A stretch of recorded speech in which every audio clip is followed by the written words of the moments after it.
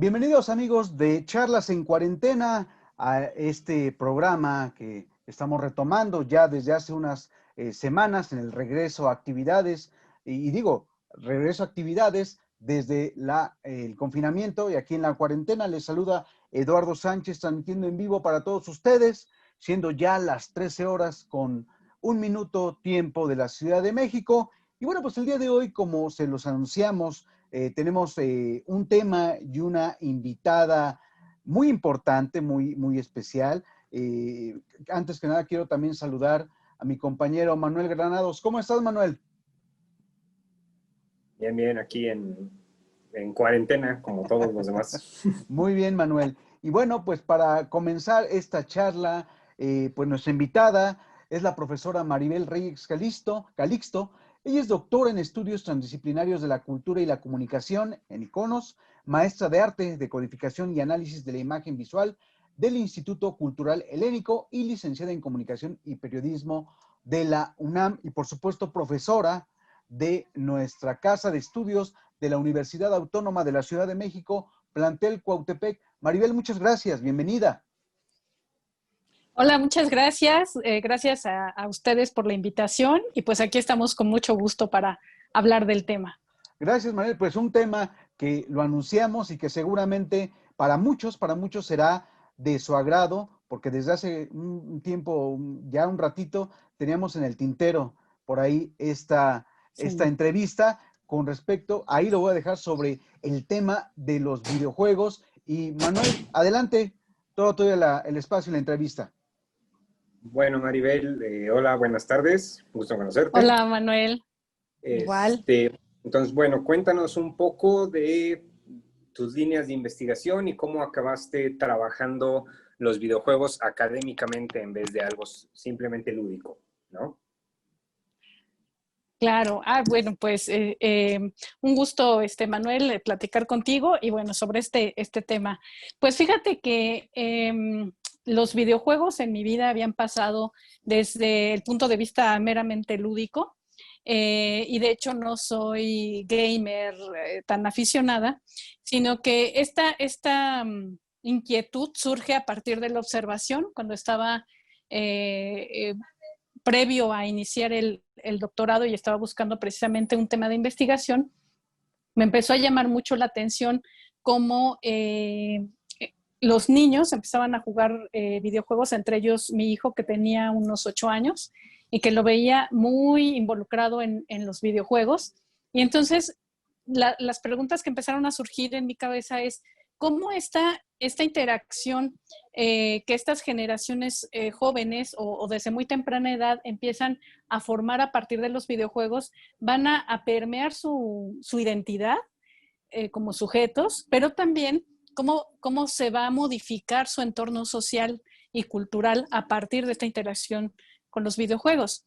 Y de esta transición entre el juego físico y el juego virtual que va generando que los niños y los jóvenes y todo quien juega videojuegos desarrolla habilidades y competencias distintas a quienes no somos asiduos jugadores de videojuegos. Entonces, pues bueno, al cambiar la dinámica de interacción, pues a los que somos migrantes digitales nos va a costar un poco de trabajo como meternos en esa dinámica que los niños desde chicos ya van teniendo, ¿no? Entonces así fue como yo me involucré en los videojuegos. Obviamente tuve que pasar muchas horas observando, muchas horas conociendo y también algunas horas jugando. Entonces tratar de entender cómo era este mundo y cómo se mueve uno a través de estos mundos virtuales. Entonces esa fue la razón por la cual entré a los videojuegos. También me di cuenta que había poca, en ese momento, ¿verdad? Estamos hablando 2013, poca investigación académica con relación a los videojuegos.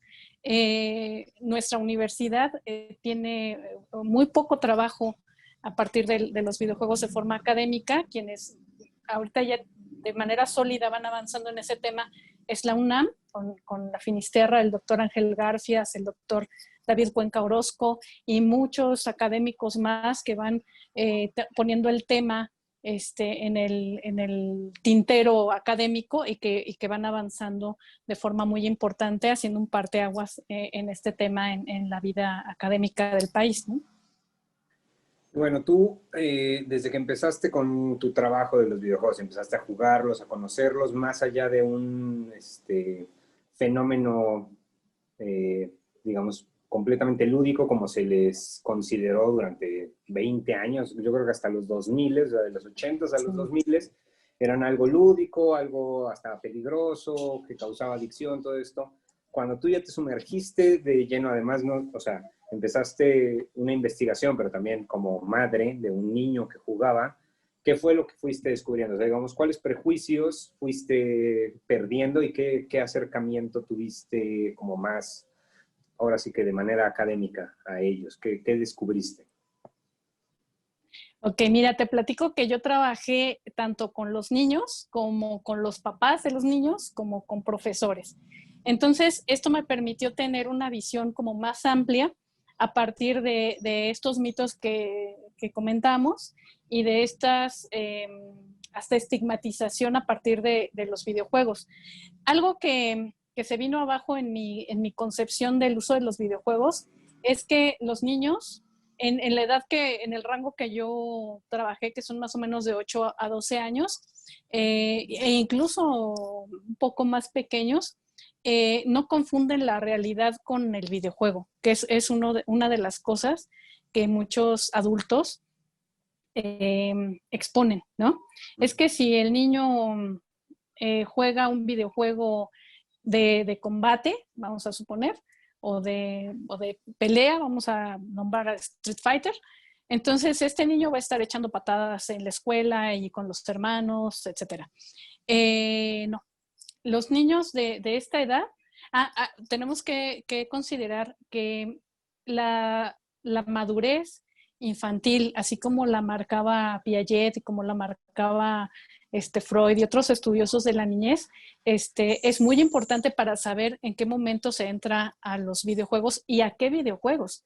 O sea, el niño empieza a jugar videojuegos entre los 3 y los 7 años. Entonces es una edad muy temprana, pero hay que saber qué tipo de videojuegos es adecuado para su edad.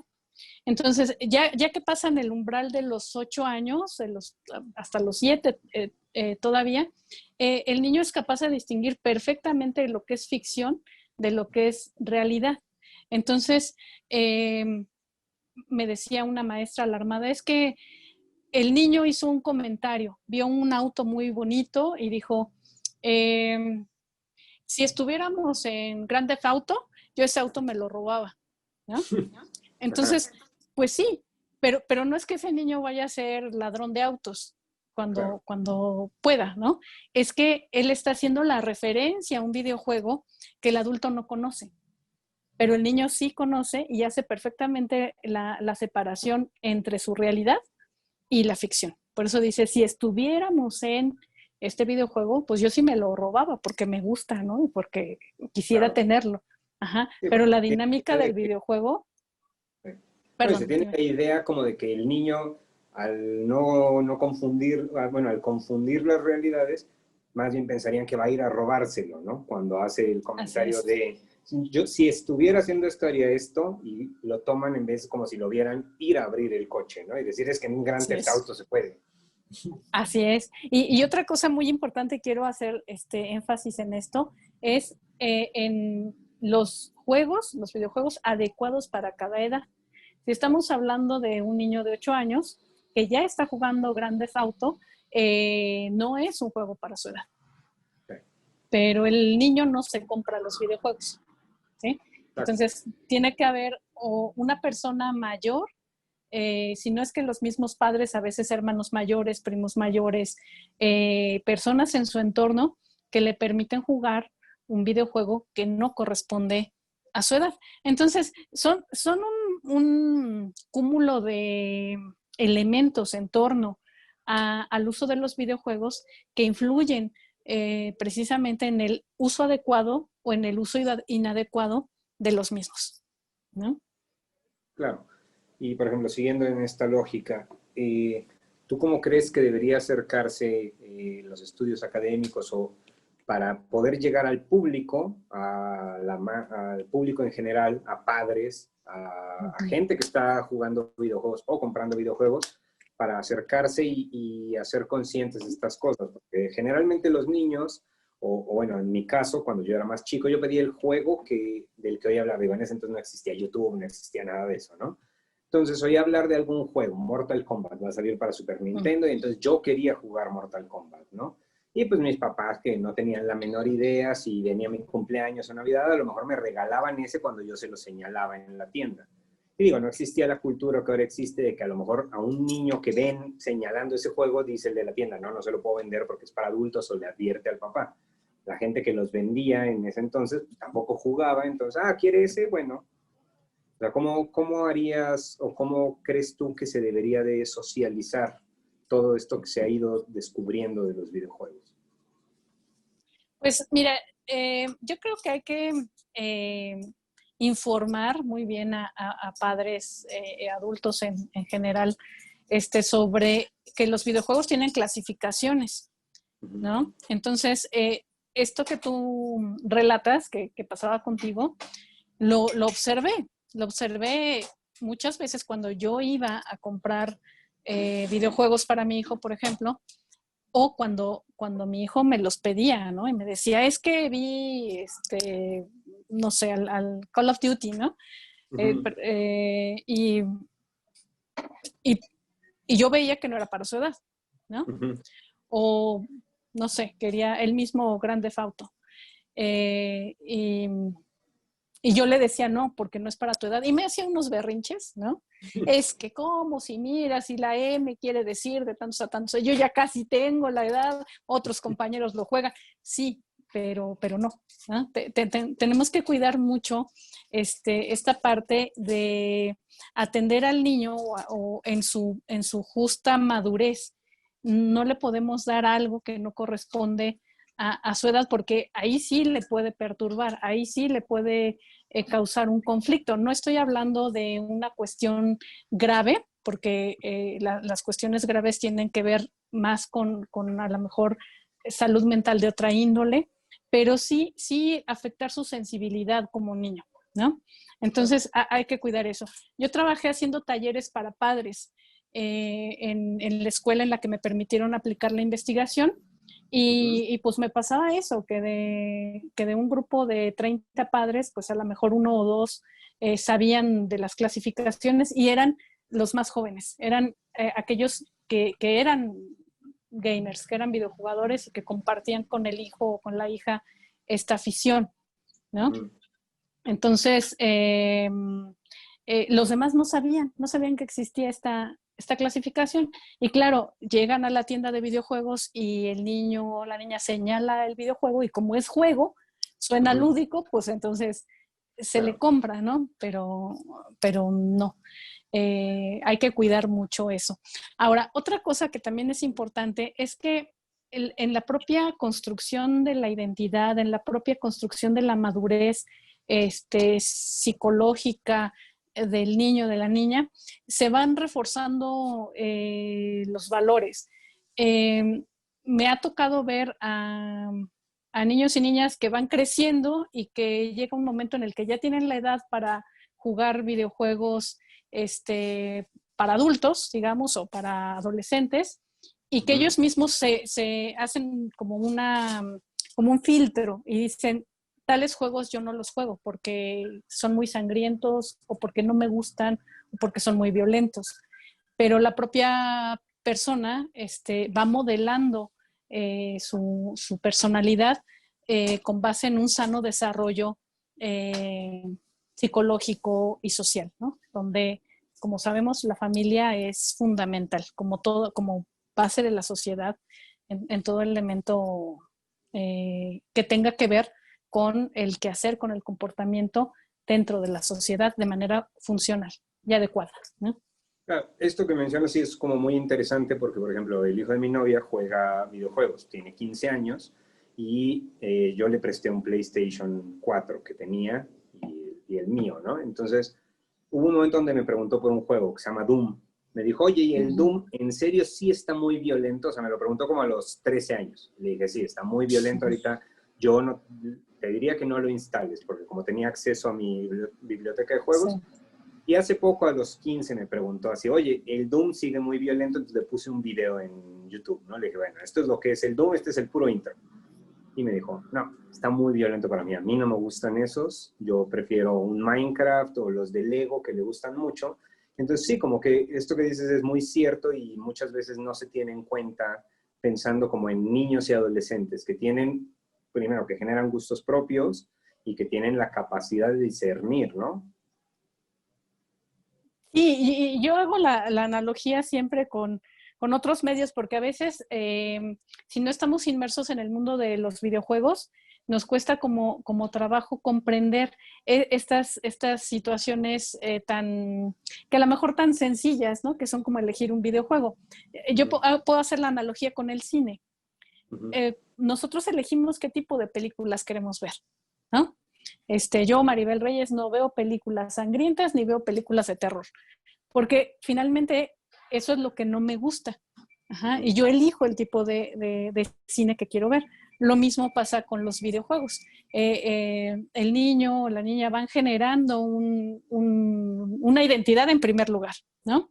Van generando el gusto, que también es una construcción, y a partir de esa construcción ellos eligen el producto que quieren consumir, porque finalmente los videojuegos son eso, un producto que se consume, ¿no? Y que es caro, ¿no? Además, sí, no es un gusto como para todos, ¿no? Oye, y ayer que cuando platicamos sobre tus líneas de investigación y esto, me habías hecho un comentario que me pareció interesante y que creo que le podrá parecer interesante a los oyentes, las oyentes. Tú me dijiste que desde el advenimiento de los videojuegos a finales de los 70s, 80s, ha habido no solo estos cambios sociales y de gustos y demás, sino que han afectado la tecnología que utilizamos todos los días.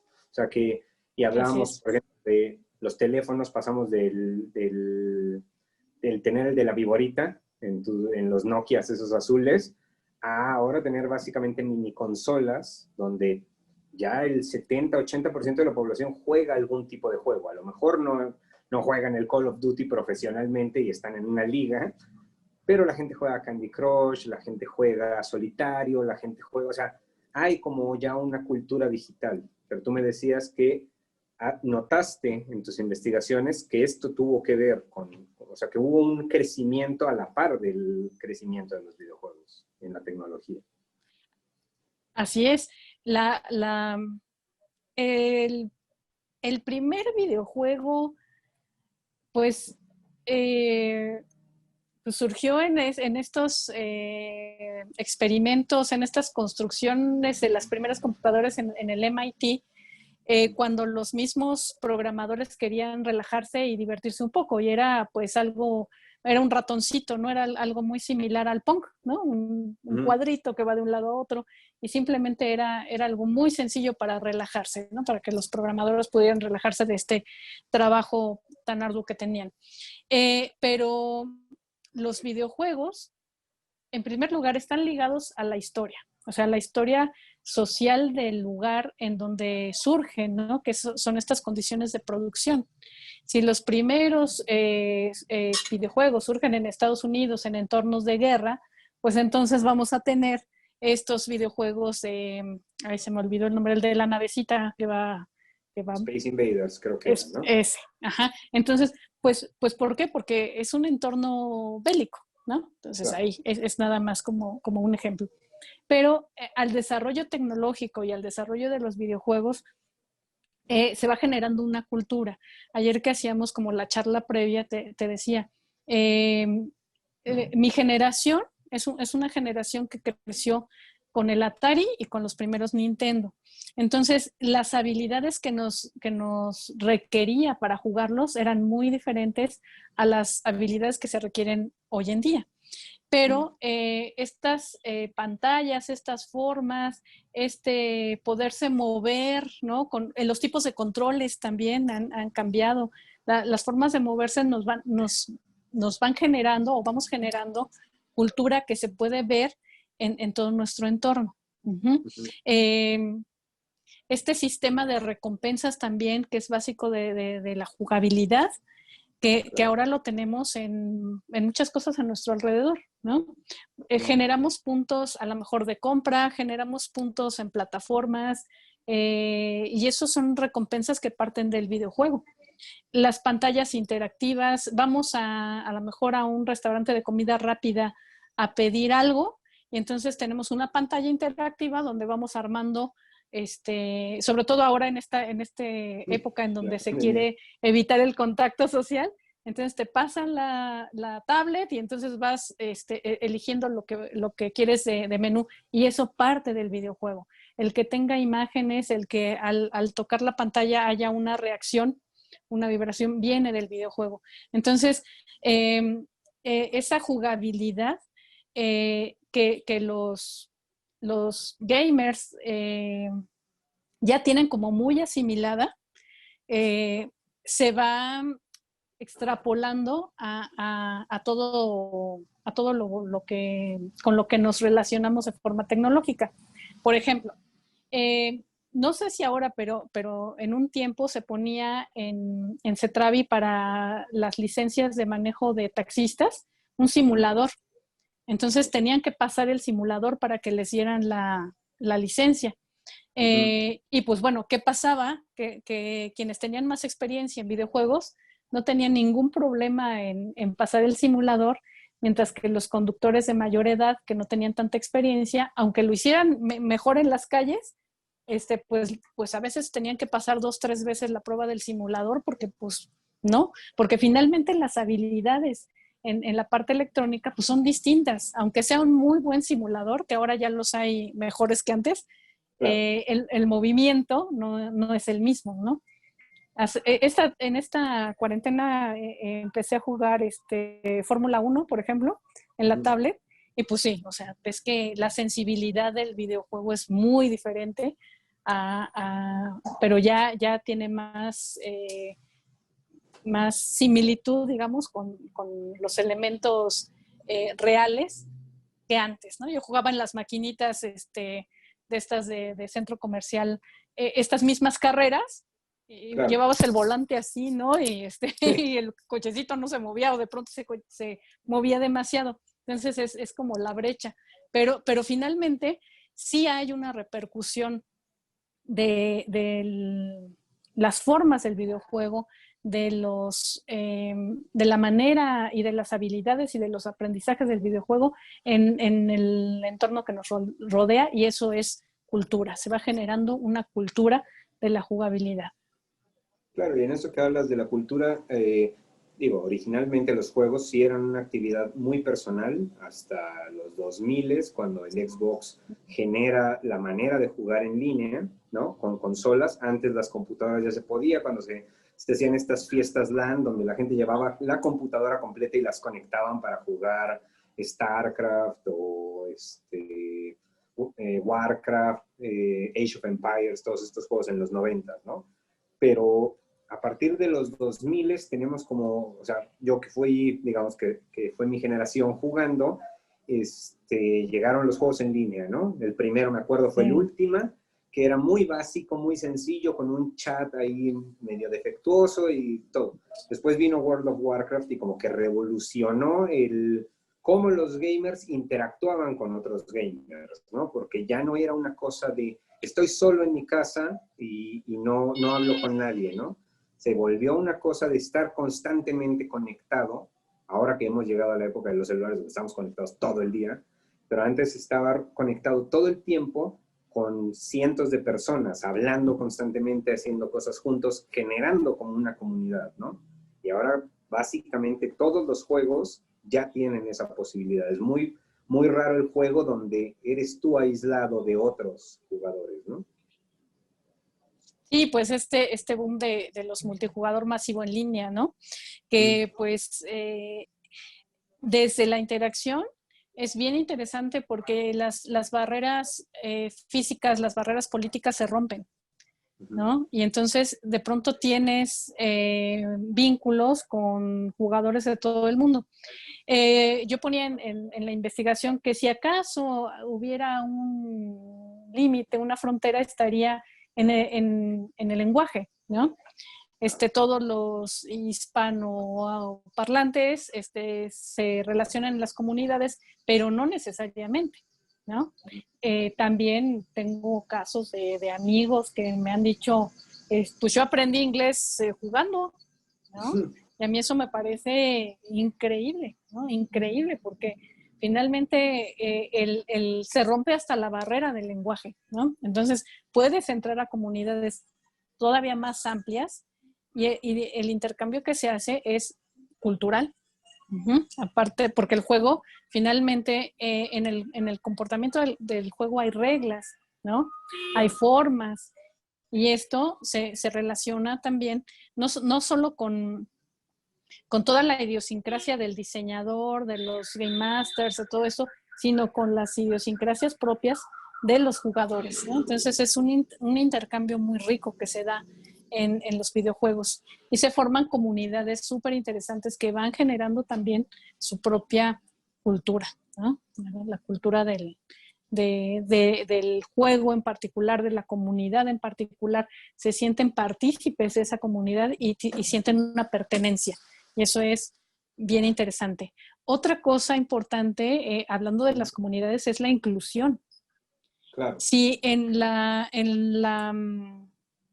realidad de carbono, como le dicen algunos académicos, existe la discriminación, no digo que en los videojuegos no exista, también existe como vicio social, ¿no? Pero, claro. Pero hay otro tipo de inclusión. A estigmas que en la sociedad son como no sé, alguna capacidad diferente de algunas personas. Sabemos que en el videojuego eso se rompe porque quien interactúa es el avatar. Claro. Entonces ahí no vemos estas diferencias que en la sociedad sí se ven y se marcan, sino que somos avatares y con los avatares nos movemos y somos integrados a una comunidad y al contrario, podemos tener esa atención que no tenemos en la vida real, podemos tener esos vínculos afectivos y emocionales, no corporales, no físicos, pero sí de atención en estas comunidades, ¿no? Hay casos en donde hasta personas, bueno, un caso que se mencionaba de un chico que no podía moverse, estaba en silla de ruedas, jugaba y de pronto empieza a quemarse algo en su casa y pues él no tiene posibilidades de salir y entonces manda el alerta por la comunidad, por el juego, y gracias a eso se llamó al 911 y lo pudieron rescatar a tiempo. Entonces, sí son comunidades que no puedo llamarles que están en otra realidad o en la virtualidad, sino que son parte de nuestra realidad porque finalmente nosotros mismos las generamos. Sí, claro, y lo que mencionas, tienen la ventaja, como ventaja yo que he formado parte de esas comunidades activamente jugando, tienes un punto de entrada que por ejemplo no se da en un café, en algo. Todos tienen un interés común. O sea, al momento que te encuentras, todos tienen en común que todos están ahí jugando la misma cosa, ¿no? Entonces, ya de ahí vas encontrando, pero por desgracia también tienen los vicios sociales que mencionan, ¿no? Donde se repiten patrones negativos de la realidad en el mundo virtual, ¿no? Como yo estaba leyendo un artículo sobre niños buleados en escuelas, esto en Estados Unidos y en Europa, porque jugaban Fortnite toda la clase y había 2 o 3 niños que solo tenían el skin básico de Fortnite, mientras todos los demás sí compraban distintos, tenían el Capitán América, lo que fuera, y entonces estos eran tratados como menos, o sea, los buleaban porque, tú juegas con el básico. Y esto pues lo ves igual en las comunidades no virtuales, donde la gente, pues sí, hay cierta discriminación, hay todo esto. Entonces, a mí lo que me hace pensar es básicamente, o sea, sin haberlo estudiado, son una reproducción, o sea, es un mundo virtual donde reproducimos el mundo real en la medida en la que podemos, ¿no? O sea, lo bueno y lo malo van a estar ahí. Así es. Y de hecho es tanta la similitud que por eso surgen estos metamundos como Second Life o como los Sims, ¿no? Entonces, finalmente reproducimos estos elementos sociales y regresando a tu comentario y que lo mencionábamos al principio, los videojuegos son un entretenimiento caro. O sea, así es. Es tan poco democrático como la tecnología misma. Hay una brecha muy grande. No todos los niños, las niñas tienen acceso al videojuego o al nivel de videojuego que quisieran, ¿no? Existe una brecha digital, eso es innegable. Y también hay que ver a los videojuegos como industria. Entonces, es una gran industria que, que invierte grandes sumas en el desarrollo, pero también exige esas sumas para el consumo, ¿no? Y esto que decías es muy interesante. Existen las versiones básicas en la que el gamer se va introduciendo, le va agarrando el gusto y cuando ya le agarró el gusto, pues sabes que si quieres un skin más sofisticado, pues tienes que pagar, ¿no? O si quieres una versión más avanzada, pues tienes que pagar. Entonces ahí está la cosa y que no es exclusiva de los videojuegos, lo vemos en los programas de cómputo, lo vemos yo creo que en la mayoría de los productos de la industria cultural. Entonces, digamos, no podemos hablar solamente de esta parte que es muy atractiva, que es muy bonita en los videojuegos y dejar de ver esta otra en donde sí hay discriminación por el tipo de consola que tienes, por el tipo de videojuego al que tienes acceso, y demás, ¿no? Estamos llegando a la parte, perdón, estamos llegando a la parte final ya de esta charla, pero no sin antes agradecer a la profesora Maribel Reyes e invitarla en futuras entrevistas, porque este tema da para más, por supuesto, da para mucho más, y me parece que creo que hay que darle mucho seguimiento. ¿Algo más, profesora, que quisiera agregar? No, pues agradecerles a ustedes la invitación, agradecerle a Alexis Zamora que me está dando la hospitalidad en su estudio de foto, que estamos aquí trabajando un proyecto y nada, y a toda la comunidad de la UACM que nos está viendo y posteriormente escuchándonos por la UACM y que estoy en el plantel Cuautepec. Si alguien tiene esta inquietud por la investigación acerca de los videojuegos, con todo gusto para tesis o para proyectos colaborativos con otros docentes. Mi correo institucional maribel.reyes@uacm.edu.mx y con gusto seguimos trabajando el tema de los videojuegos. Manuel, ¿algo más que quieras agregar? Pues nada, espero que la comunidad, yo sé porque la UACM forma parte de la sociedad, que ahorita, como yo decía, el 70-80% de la gente juega algún tipo de juego y pues espero que esto les haya servido para quienes tal vez no, perder algunos prejuicios, tener algunas inquietudes, algo y que se adentren sanamente en este mundo, ¿no? Si les interesa, si ya están en este mundo, pues lo pueden ir académicamente, ya verlo no solo como una cosa lúdica, ¿no? Sino algo a futuro para investigaciones, para tesis, estaría muy padre. Perfecto, pues estén pendientes amigos de Radio UACM y Charlas en Cuarentena en los próximos episodios y programas. ¿Por qué no? Darle continuidad a este tema de los videojuegos. Queda ahí en la agenda. Gracias Maribel, gracias Manuel, gracias Isaías González en los controles. Yo soy Eduardo Sánchez, quédense en la señal de Radio UACM, suena a tu ciudad.